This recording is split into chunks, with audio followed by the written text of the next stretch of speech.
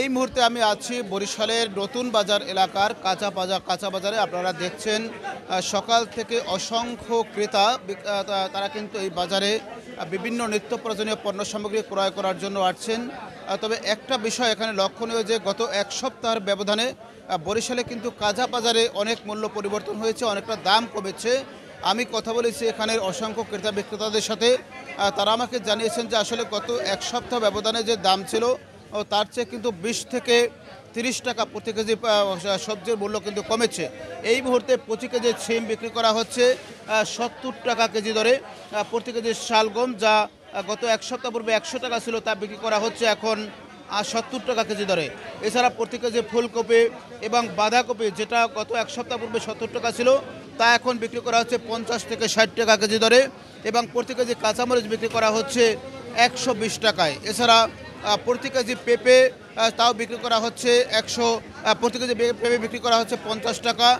প্রতি কেজি এখানে টমেটো রয়েছে তা বিক্রি করা হচ্ছে 130 থেকে 40 টাকা, এবং কাঁচা টমেটো 60 টাকা।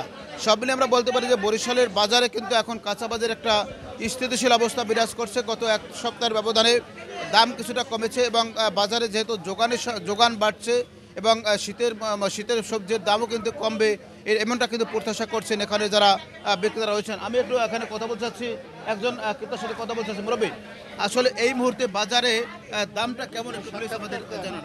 বাজারে বর্তমানে চাহিদার চেয়েও মাল বেশি আছে, কিন্তু দামে তো ছাড়ে না।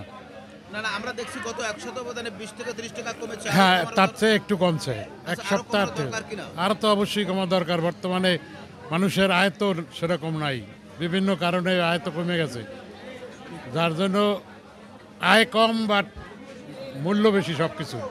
যেমনটা বলছিলেন আসলে দ্রব্যমূল্য বৃদ্ধির পাশাপাশি কিন্তু মানুষের আয় কিন্তু আসলে বাড়ছে না। তারা বলছেন যে কারণে কিন্তু আসলে অনেকটা ভোগান্তির মুখোমুখি হতে হচ্ছে এখানের ক্রেতাদের, এবং বিশেষ করে নিম্ন এবং মধ্যবিত্ত শ্রেণীর মানুষ তাদের কিন্তু অনেকটা দুর্ভোগের মুখোমুখি হতে হচ্ছে, এবং তারা দাবি করছেন যে বাজারে অবশ্যই নিয়ন্ত্রণের মধ্যে আনতে হবে। আমি আরেকজন ক্রেতার সাথে একটু কথা বলতে চাচ্ছি।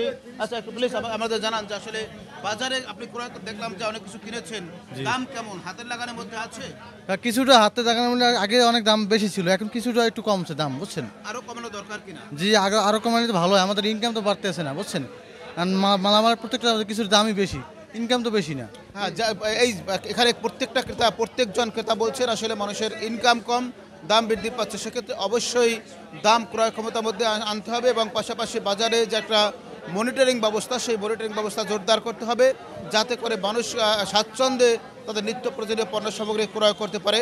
মূলত এই ছিল বরিশালের কাঁচা বাজারের সর্বশেষ খবর।